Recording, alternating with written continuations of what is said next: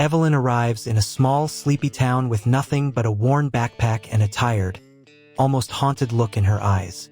Her presence instantly sparks curiosity.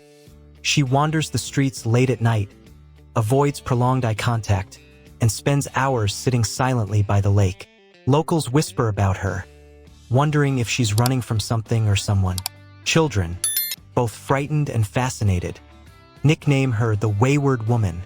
Though she says little, her aura carries the weight of untold stories. She finds shelter in a dilapidated cabin on the town's edge, hidden by tall trees and overgrown paths. The cabin creaks in the wind, its emptiness mirroring her own loneliness.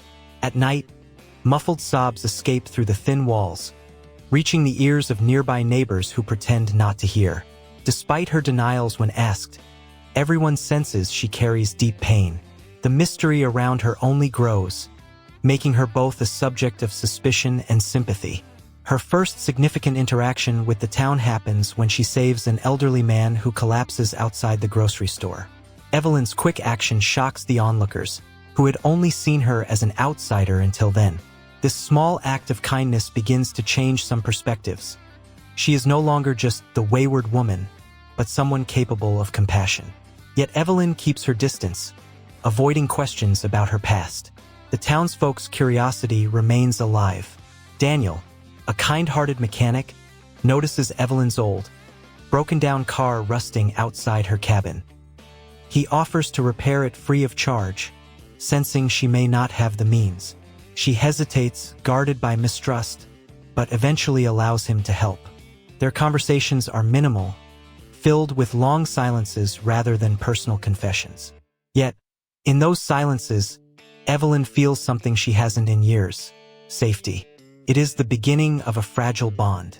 Late one night, Evelyn ventures into the forest with only a flashlight, her breath heavy and her steps deliberate.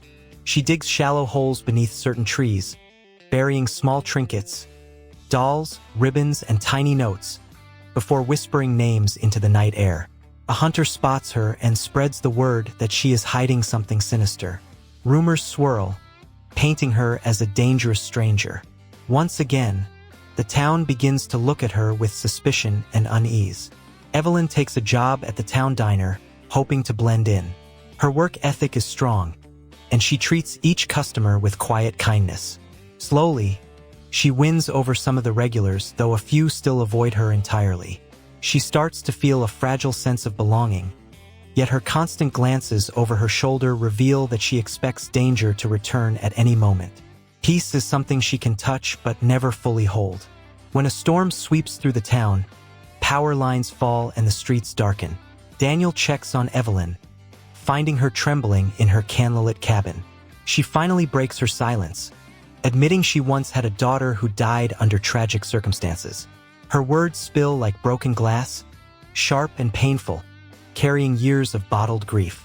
Daniel doesn't press further, instead offering her quiet comfort. For the first time, Evelyn allows someone to see her vulnerability. The next morning, overwhelmed by what she shared, Evelyn avoids everyone. She walks alone to a small cemetery at the town's edge, kneeling before an unmarked grave where she whispers to the earth. Some locals spot her there and revive their gossip, suggesting her past is darker than she admits. Despite this, Daniel defends her fiercely, insisting she is not a threat but a wounded soul. His loyalty plants seeds of trust in her heart. Soon after, a stranger in a black car arrives in town, asking questions about Evelyn. The sight of him sends her into panic, and she begins packing her belongings to flee once again. Daniel intercepts her, urging her not to run. With tears streaming, she confesses her truth. She escaped an abusive partner who took her daughter's life. For years, she has carried guilt, blaming herself for surviving when her child did not. Her shame explains her wandering. The revelation divides the town. Some see Evelyn as a tragic figure deserving of compassion, while others view her as a magnet for danger who might bring more trouble to their peaceful lives.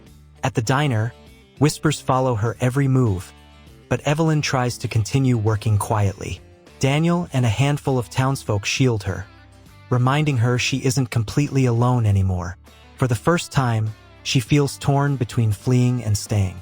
Evelyn begins writing in a journal each night, addressing letters to her lost daughter.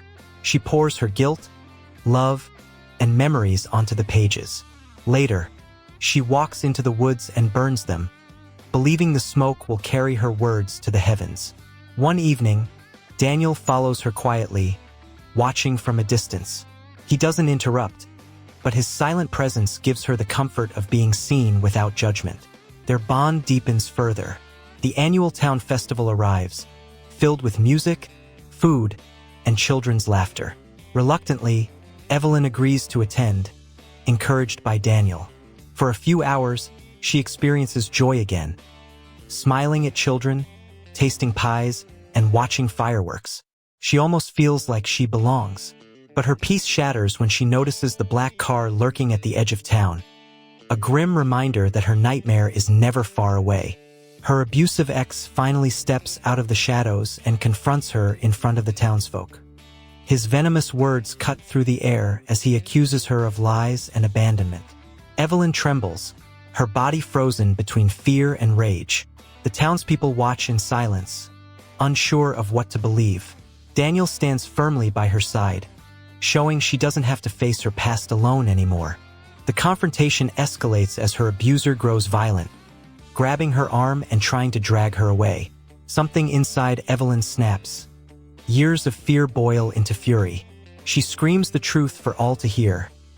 He killed their daughter, and she has carried the blame ever since.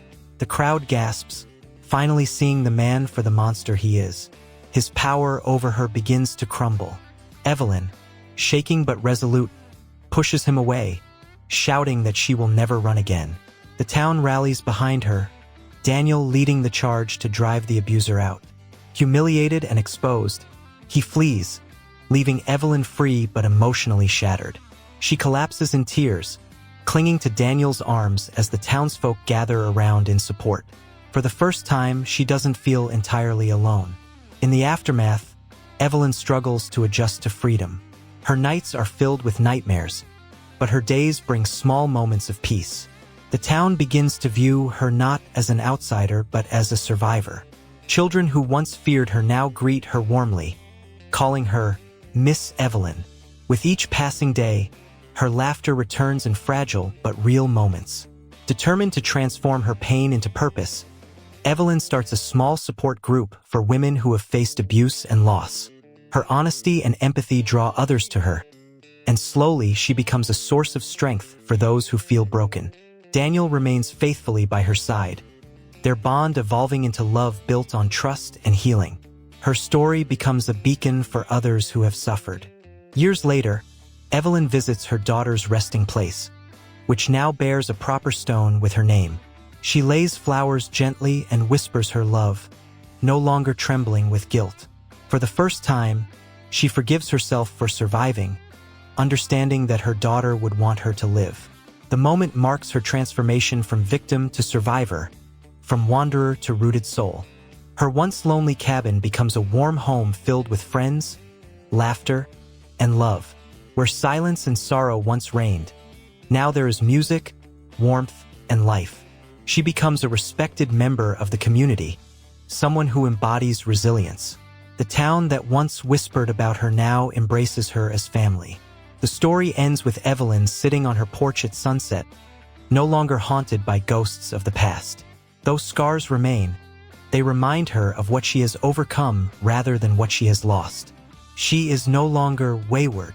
She is at peace, rooted in a place that finally feels like home.